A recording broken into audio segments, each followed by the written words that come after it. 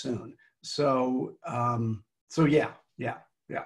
So I'm going to give you credit, obviously. And I also just got your Selling to Associations affiliate offer, which we're totally going to do. Well, and I sent you that weeks ago. But you just resent it now, right? I just resent it, but I originally sent it to you weeks ago. Yeah. Well, I was confused weeks ago. Anyway, you can always count on me. And we can even use excerpts from this conversation to promote that. Sure. So double win. I like that a lot. I wanted to tap into your expertise because you're talking to these people. Number one, you are one of these people, right? You host events. I host events on a much smaller scale. So not only are we speakers and consultants and so forth, but we're also looking at, oh my God, I have an event coming up in November. Should it be live? Should it be virtual? What's going to happen? And then as a speaker or as a trainer, hey, this part of my business just got decimated. When the hell's it going to come back? Yeah.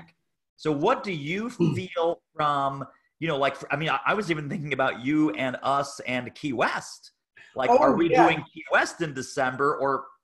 Yeah, Key West has been huge on my mind. I mean, I have the contract from Margaritaville. Had they have not diddled around, I've said, hey, let's get the contract going back in January. Had they have not diddled around, I would have signed the contract and sent them money. But since they diddled around, all of a sudden COVID hit. And so I'm still sitting with the contract that I have not signed. And 2 weeks ago, I would have said, it's looking good. We might be able to do Key West. Now, between the Memorial Day gatherings, the protest gatherings, and then with this 4th of July weekend coming gatherings, the numbers are just jacking up, and Florida's starting to have a problem. So right now, I'm not too sure about Key West. And it's the same thing. I mean, yesterday I had my Tuesday chief staff executive call for association executives, and there were 57 people on the call, including myself and the meeting contract attorney. And, we were discussing, how do these people get out of these contracts? And one of the big issues that was being talked about is a number of associations are getting the new COVID, what is it called? Details from the hotels. And as an example, one I just saw come through this morning, okay, I've had a meeting of 1,200 people. The hotel ballroom says they can hold 167. Well, in using the lawyer's terms, they're in breach of performance, the hotel, because they can't give you the product that they wanted to. So then, to make it even more of a challenge for these associations have got meetings going in November, December. The hotels even aren't dealing with that yet. And one exec sent to John, the lawyer, go, what do we do? And he explained how to write a letter saying, if we don't hear from you by such and such date, we will consider the contract terminated. And so he was explaining the big difference between canceling a contract where you're liable and terminating a contract. So the association people are learning, okay, I'm canceling the meeting, but I'm terminating the contract.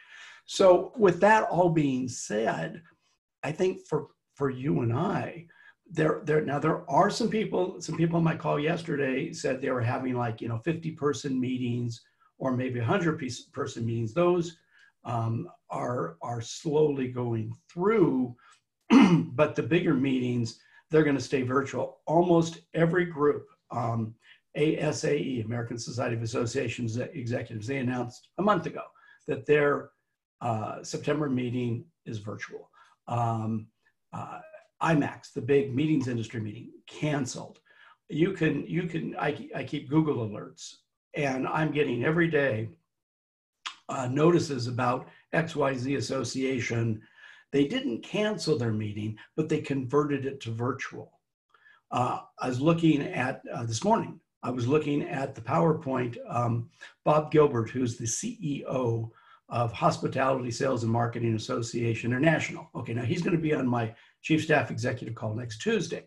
Now he's going to be talking about what the hotels are dealing with, and he gave me his PowerPoint, and we're going to talk about it Monday. But looking at, okay, the hotels are opening for leisure.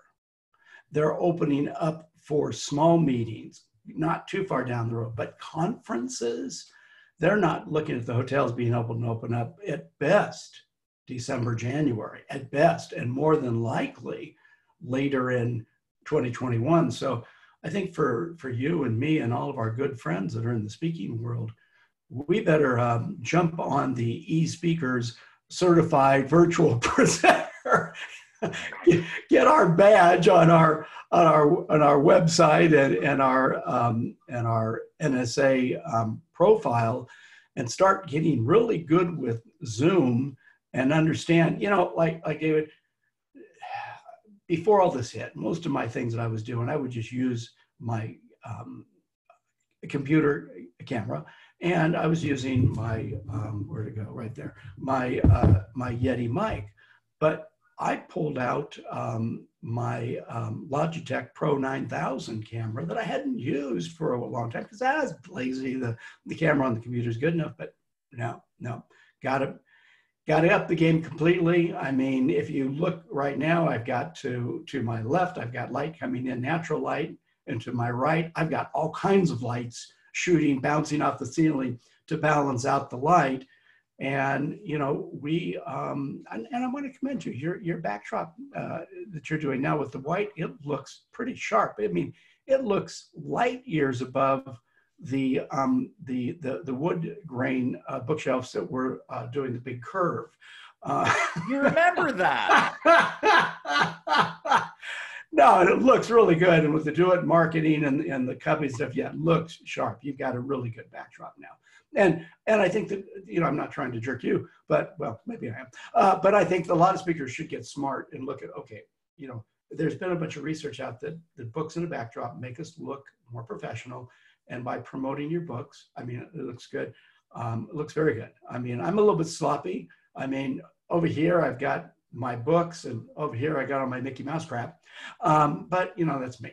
Well, what's cool, though, is speaking about the HD camera, a lot of times people have like a background like yours there, Ed, and you can't make out the books. Your title, I can read your titles from here crystal clear. And you're not even all that close to those books, but they are crystal clear, and each of those books is popping. Yeah, investing in I laugh. This HD camera I have is 10 years old. And now it's got a Carl Zeiss lens on it, so it wasn't a cheap camera. But I bought it years ago when I had a notebook that didn't have a camera. But the COVID-19 pandemic and every meeting going virtual, I think is forcing all of us to reevaluate. Now I've got a green screen I can use. Also to my side, I've got a curtain, actually a fabric curtain I put up, and I can use that if I want to put a sport coat on, which would be like charcoal, then I have kind of a burgundy purple screen. Right. But, I think more important, for speakers. Here's the interesting thing.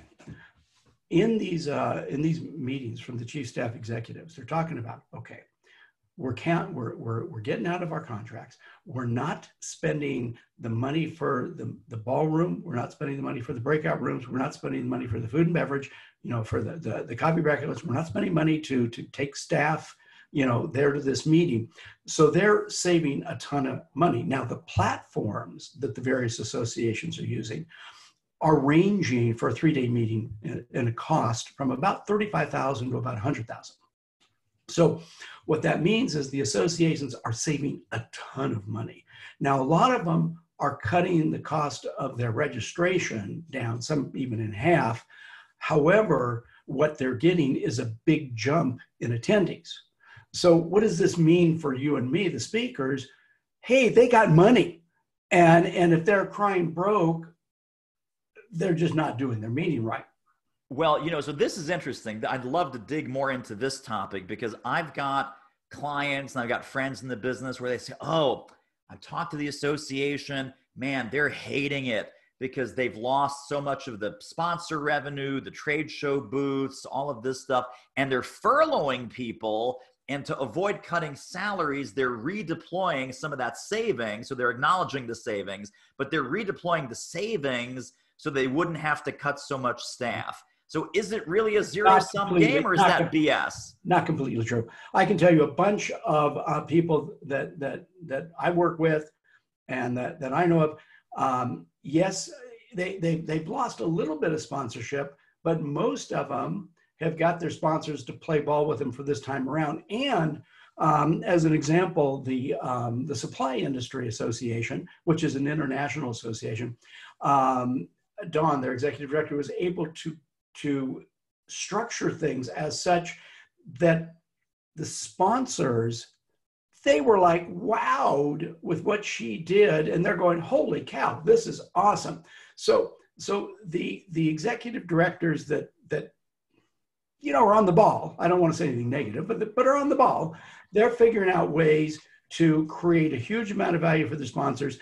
And the majority of sponsors, at least 50%, are hanging with them. So when they say we're losing sponsor money, this, that, and the other, yeah, you might be losing sponsor money, but you got to remember, you're not paying for the pipe and drape, you're not paying for the rental of the hall for the expo, you're not paying for all that.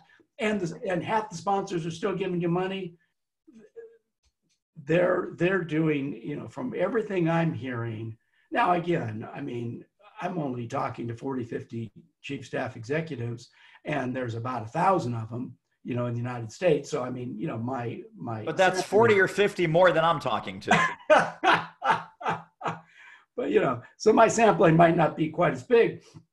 But, with the ASAE, American Society of Association Executives, on the listserv, it's called Collaborate. I'm on that, checking every day what's going on, what the CEOs are saying. And, I get the summary every morning. And they're, a lot of them are having, challenges, but they're helping each other. They're figuring it out, and they're doing well. Now, okay, let's just talk about the dirty truth. Okay, so the dirty truth is, I can't remember if you were on this call or not, but a few weeks ago, Mike Staver pushed me to do a cigar peg call with talking about virtual fees. And, we got all the speakers on and talking, and really it kind of came down to it that there was a bit of a consensus that most of the speakers were realizing that they're getting about half of their regular fee for a virtual presentation.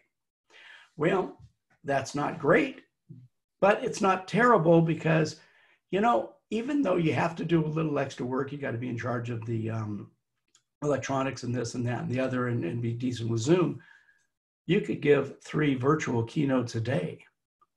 And, let's just take a number out of the air. If you get $10,000 for a keynote and you only get $5,000 for a virtual, but you're doing 3 virtual a day, that's $15,000. I think that's better, isn't it? And so I think that it's just changing our mentality, and we're not flying out. We're not sitting in a plane with like kids coughing. Even in first class, kids are coughing.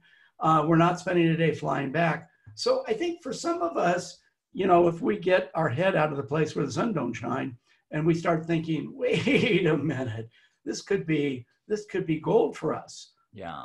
Oh, wait a minute, hold on. I just thought of something. Oh, that would mean they'd have to make a phone call. It's true. Oh, yeah, that's not going to work, is it? Just forget it. Speakers are home. Yeah. They're crying their blues.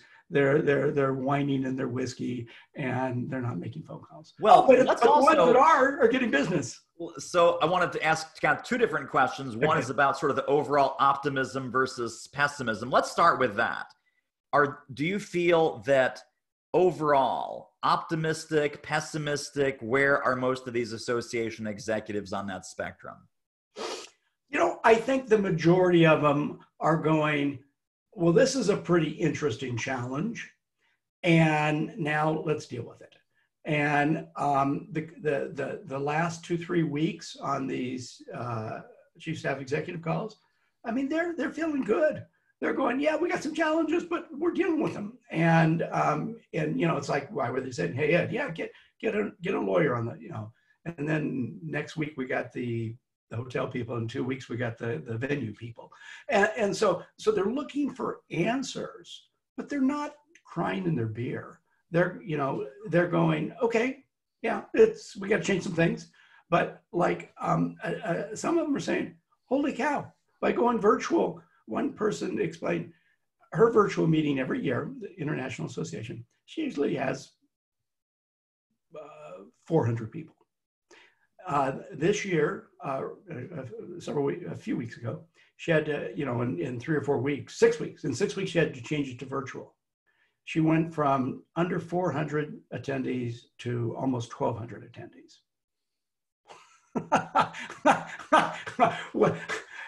But I mean, she and her staff worked their butts off. And so what's not to love? She's going, hey, yeah, we can't meet, and those are some challenges. But all my sponsors, half my sponsors are sticking with me. When we put it together, cost her $35,000 to put it on. It's like they're going, wait a minute, this is okay. And I was on one ASAE call, and I forgot who it was. It was one of the associations in, I think, Dallas, and an international one. And the executive director said, I've been trying to get a lot of our education online for the last 2-3 years, and the board has been fighting me. The people who want to do the presentations fighting me. Now they have no choice, and we're actually being forced, and we're able to do this. And so he's like, hallelujah, we can finally move into the 21st century, 20 years into it.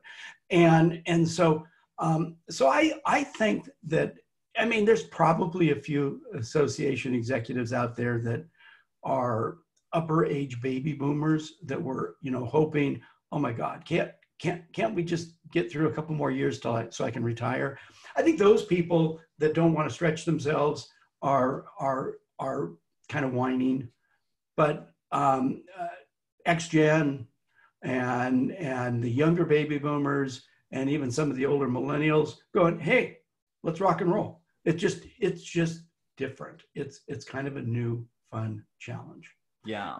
And it's in my my condensed online course for speakers, I just put a new module in talking about exactly what's going on with the meetings right now and the numbers and what the market's talking about. And so I think they're still rocking and rolling, David. They're still rocking and rolling. And for us speakers, if we do something more than play, our video games every day, I think that there's business for us. But the other thing, David, I think that we got to be willing to swallow a little bit of our pride and go, oh, I don't get to be the big keynoter on stage with 5,000 people in front of me and get all this adulation. Yeah, you're right, you don't. But you know something? You get to be the person like we're doing here now in front of 500 or 1,000 people or 2,000 people and get paid. And it's not quite the adrenaline rush as we're, in the audience and, flying in the airplane first class and sitting back and having a drink and go, I am so bitching. God, I'm in love with myself. And so I think we're going to have to give up some of that for right now. It'll come back. I think that from what the challenge with a lot of associations, when they're having to cancel their meetings or postpone their meetings, let's just say, with the National Speakers Association, we terminated the contract with Gaylord. Well, but the thing is, Gaylord's got contracts next summer, the summer after, the summer after. So where are we going to be able to, if we want to postpone the contract, and a lot of associations are doing this. They're saying, we're not going to cancel the contract, we're going to postpone it. And many of the hotels are going, great, we'll work with you. But trying to fit them in because they've already got meetings for 2, 3, 4 years out. So it's going to be a bit of a challenge fitting these meetings that are postponing in. And a lot of the association people are just telling me, hey, we're really uncomfortable planning, bigger live meetings till mid 2021.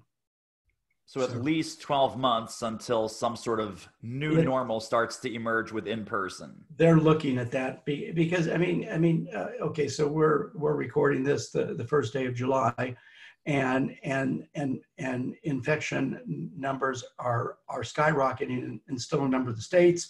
Some states are having quarantine if you leave the state and come back in. Europe still won't let us in. We won't let them in. I mean, this is, and then we've got, all of the people that are going, oh, I don't want to wear a mask because it interferes with my rights. It's like, get a grip. Just put the flipping mask on and do everybody. Right. It's like 10 minutes in the store. Big deal. So let's talk about your condensed selling to associations program and some of the new innovations and some of the things that have not changed, and then a few things that might have changed. Sure. My first question with that, Ed, are associations now more open to revenue share, sponsorship, kind of co-marketing type deals because they're looking to generate other sources of non-dues revenue, or has that not really changed, gone up or down? Well, the teeny bit long answer to that is in the 1960s, 70s, membership dues were about 95% of most associations' revenue.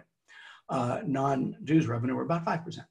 Today, the propensity of associations and professional societies out there, their non-dues revenue is 40, 50, 60%. So they're still looking out there. Right now, these associations are struggling because, some, depending on which industry, some industries are doing great, like the restaurant industry, not so well. And so depending on what industry the members are, they're losing members.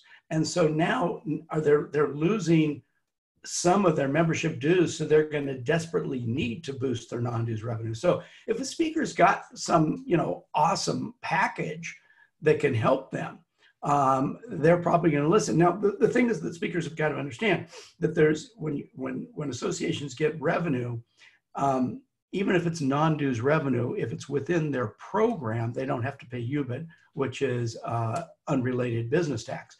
So there's some games that we got to look at how we structure. If we go and say, hey, we'll pay you a commission, they have to pay tax on that. But if you say we'll pay you a royalty, they don't have to pay tax on that. So how we go in and structure our offering, if we're willing to roll the dice with them, if we go in with a total commission deal, they have to pay UBIT tax, UBIT, unrelated business tax, and they might not be so interested because the dollars you're offering might not be that high. Right. So understand the game, and when you're talking with them, and have that conversation. Go, okay, for something that if it's a commission, I understand you're going to have to pay tax on this. What kind of percentages do you need? If we can make this a royalty type thing, what kind of percentage, what kind of numbers do you need? So I think that they're very open right now. Very open. So if you're a seasoned speaker, right, you've been doing this for 10, 15, 20 years, you have a great client roster, some of your association clients are doing better than others, but you're a trusted resource, you're a known quantity, and you go back to one of your association clients and say, hey, Brenda, hey, Bob, I have an idea. I have an idea to help you add member value, do remote programming, and generate some non-dues revenue. Help me shoot some holes in this. What do you need this to look like? They would be open to having that brainstorming chat. Oh, I would say the good number of them would be. Now, the interesting thing is, and this is going to sound like a plug for my selling to associations condensed course, but I'm going to make an important point here. In that course, I spent a lot of time talking about don't try to sell to the gatekeeper. And too many speakers try to sell to the gatekeeper, and they get nowhere. Ultimately, what that course teaches you about how to find the decision makers. Now, in what we're talking about here, the decision maker might be different than the meeting decision maker. So, for a meeting, the decision maker might be the director of meetings. It might be the chief operating officer. It might be the CEO of the association. Now, for these type of deals, this might go under the director of education, or it might go under the COO or the CEO. So part of it is making sure that you know how to get into the association through the back door. You know how to find, by making a relationship bank deposit. And my whole thing is teaching, doing it through the editors. But then you find out who the real decision maker is, because right now, I mean, we can do a lot of spinning our wheels, talking to people. And the association people are really, really nice people. They're risk averse. Their egos are high, and they're not going to tell you if they're not the decision maker. And that becomes a huge problem, because we're gabbing, and thinking we're getting somewhere. And then they say, well, let me take it up the chain. It's like, oh, you go, oh shit. I mean, I'm just wasting my time. It's right. So find the decision maker if it's speaking at their conference. Find the decision maker if it's partnering for a virtual training, and there's going to be different decision makers. Right. Do you think they're more open? And because I know, and I've used all of your brilliant material about the backdoor, side door strategies. Is there now a new backdoor or a new side door in addition to what you've always taught, with things like video series or things like webinars, that, hey, how about we do a free webinar for your people, so you show up at their doorstep with, again, free content, free value that's relevant. Yeah. But now would also doing a webinar offer or a video series offer be even more relevant, since they're now thinking more virtual? Yeah. Well, interesting question. I mean, some of the things that, let me back up. In my Selling to Associations course, I talked about how to use LinkedIn in a time we can't get through to them. Now, 3 months ago, when they were first at home, these association people working at home, they didn't have the calls set up and everything. Now, just about any association person, you call from their website, you call their extension, whether they're at home or in the office, it's going to ring to their cell phone probably. I mean, so it's going to go right through. So the calling, going back to what I taught 6 months ago, is now more valid than ever. The interim about, go through LinkedIn is just as good. But I mean, I think that what you want to look at is a multi-pronged approach. I make calls, I connect through LinkedIn, and our good buddy Aiden Crawford at Short Circuit Media, he's got me set up to where I've got 3 workshops, online workshops on demand. They're all for association execs. One runs every Monday at such and such time. One runs every Wednesday at such and such time. One runs every Friday at such and such time. I'm constantly sending one-offs, and it takes some time, but hey, in the late afternoon or early evening, my wife's cooking dinner, I'll just sit there, chat with her with a glass of wine or whatever, I can do brain dead, sending, LinkedIn notices, but I'm inviting them to these workshops.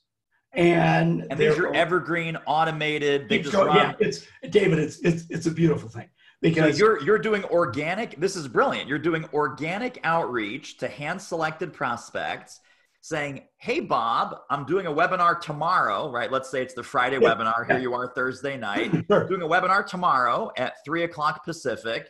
Here's the link. Would love to have you on. Absolutely. And the thing is, because it runs, let's say, every Wednesday or every Friday, if they don't read the LinkedIn note till next week, they'll go on and go, oh, it's still coming up. And then as a follow-up, they get an email that's got a link for a rewatch. And I get a lot of emails back from associate. I just got one this morning. I had one running this morning from association exec. She said, hey, I had to yada, yada, yada. I wasn't able to get on the call. Is there a link available? And I said, yeah, you'll get an email later today. If you don't get one by tomorrow, let me know. And so she'll get an email sometime. I don't know exactly. It's usually 2-3 hours. An email will go to her, and it says, hey, by the way, if you want my articles for free, which is part of my strategy, go here. If you want to buy my book, go here. If you want a half-hour consultation with me, go here. And if you want to rewatch the video, click the link. And so it's this wasn't my idea. This was Aidan Crawford's idea. And so I'm hitting it from every angle. Now, I realize that maybe I've got a hand up on some people because I've got 14,000 LinkedIn connections, which are mostly association executives. Right. Next in line is speakers. I mean, if a speaker, sends me a request to connect and said, hey, I saw your video, or I saw this, or I saw you at a chapter meeting, yeah, sure, I'll connect with them. But I've got sitting, right. I mean, I get so many requests that I say no to most. So anybody watching this, if you want to connect with me on LinkedIn, make sure that you saw me on Newman's, broadcast, and then I'll connect with you. And here's the cool thing. If anybody's watching this wants to connect with me, that makes them automatically second line connection to my thousands and thousands of association people, which will make it easier for them to connect with them. But just a little FYI. Little FYI in there. A little additional value for watching your broadcast. So yeah, I mean, it's using LinkedIn wisely. It's having the webinars up that are ever going to keep going, and finding a way to create value. One of the things I started, as I've talked about a few times, this chief staff executive office hours. It was actually Joel Block's idea. He was telling me he was doing these office hours things for a corporate client, and we were over at his house having a cigar. He said, you should do that. So my first one was May 5th. And I did a little bit different, and I put it out there in a way I think that it would make sense for the association people, with kind of the idea, well, if I'm keep in front of them when they need a speaker, when they need a consultant, when they need, this, that, and the other, well, I'm there. Well, it keeps me top of mind to them. Right. And it wasn't that hard. I sent probably 200 or 300 LinkedIn Direct invites. I put it on ASA's Collaborate. Well, I can do that because I belong to the ASA Collaborate Association Executive Forum, because I'm the CEO of the Cigar Peg. So, so that allows me to do that. So, I mean, there's lots of things that we can do. And I would tell everybody out there, don't stop being creative, because this pandemic ain't going away. And the funny thing is too, all the association people that belong to medical associations, 2-3 weeks ago, I said, hey, is there going to be a second wave? We're still in the first wave.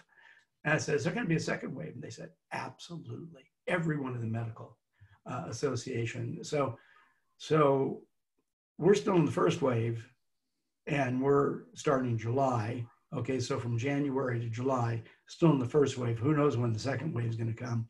So, hey, all of my speaker friends out there, get used to this new normal of virtual presenting, because it ain't going away for at least 12 to 18 months. And I think what's going to happen is, going forward, because a lot of the association people have been talking about this, and not only in my group, but on the ASA Collaborate, they're looking to move to hybrid meetings going forth beyond this, to where it's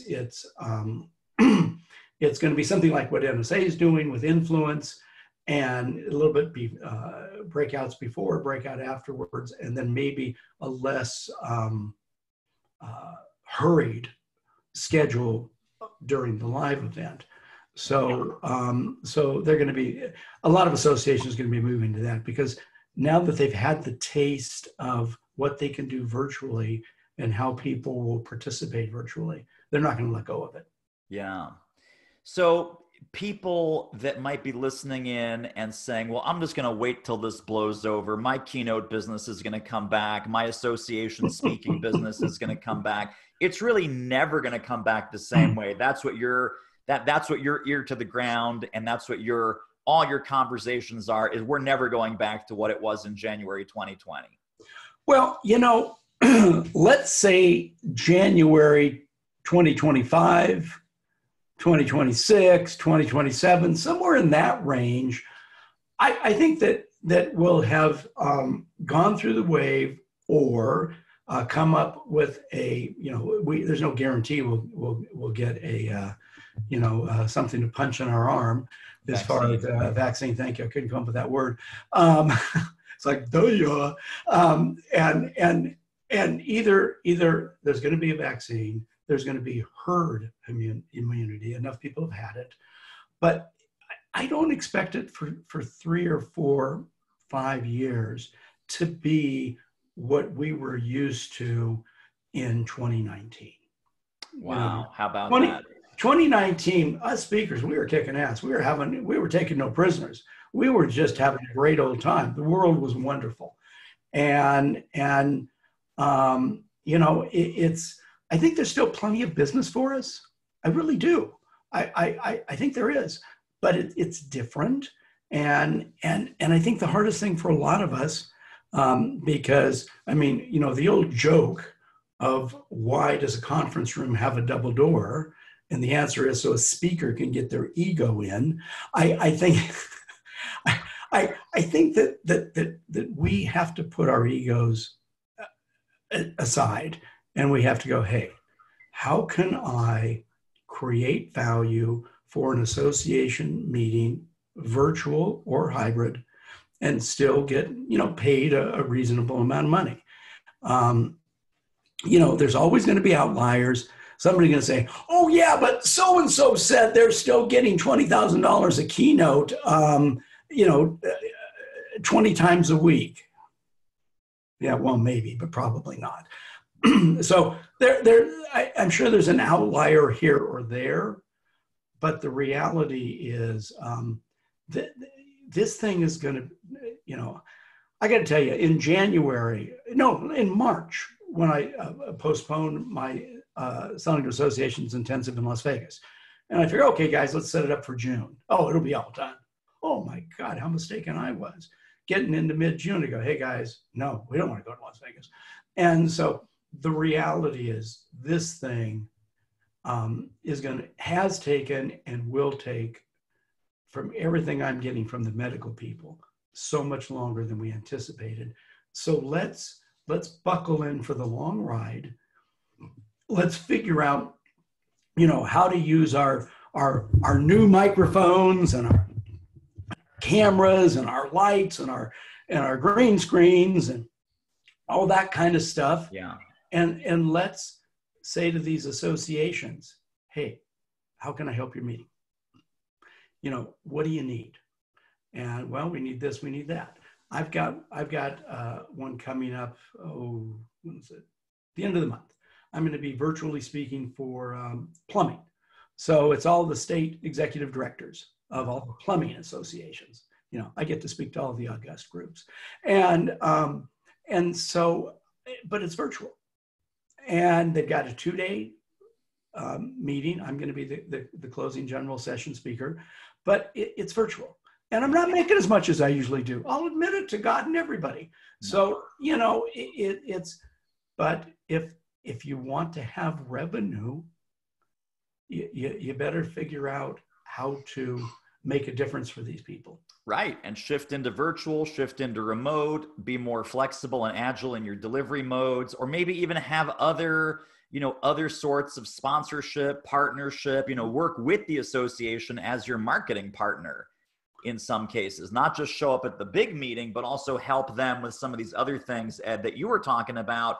Hey, how about some articles? How about some videos? How about some webinars? Hey, how about a revenue share on a program that we co-present to your audience? Sure. And then, it's your program and it's their revenue. Let me give you another one. How about a Zoom, not webinar, but a Zoom meeting for your people 2 weeks afterwards, 3 weeks afterwards, where I can answer questions that they had. Not a webinar that's a one-way, but a meeting that's a two-way. A dialogue, a conversation. Yeah. And so like this one that I mentioned to you, I'm doing at the end of the month, that's what we've got. We've got it scheduled that we're going to be doing that. So, it's just being a little bit creative, using what we have. I mean, God bless NSA for getting us the enterprise Zoom for the same price we had been paying for the professional. I mean, I was happy to jump on that bandwagon and, and, start learning how to use Zoom, and how to use the polls and how to use the breakout rooms. And it's just not that hard. Right. It really, really isn't. And there's so much that we can do. And if I think for a lot of us, if we think we're just going to get on and run our PowerPoint and and have diarrhea in the mouth, I think that they're looking for a little bit more interaction. So, it's less. It's going to be more and more, David, less about you and me being the superstar, and more about you and me being the trusted advisor that helps them to be the superstar. Yes, I love it. Well, Ed Rigsby, thank you for being on. This is totally fantastic. We're going to show people exactly how to get in on the new condensed version of your Selling to Associations program, which is gold. It's always been gold, but now with the upgrades, it's even golder. And thanks for being on. Yeah, and you might just let people know on that one. We've got a discounted price through 4th of July. Then the price goes back up. Okay. So, they're going to know. They're going to know. It's a great deal. I'll tell you, it's a great deal when it's in person. It's a great deal when it's virtual, and it's the best possible deal right now. Absolutely. Thanks, all right, David. Buddy. It was I awesome. appreciate you. Bye-bye. Bye.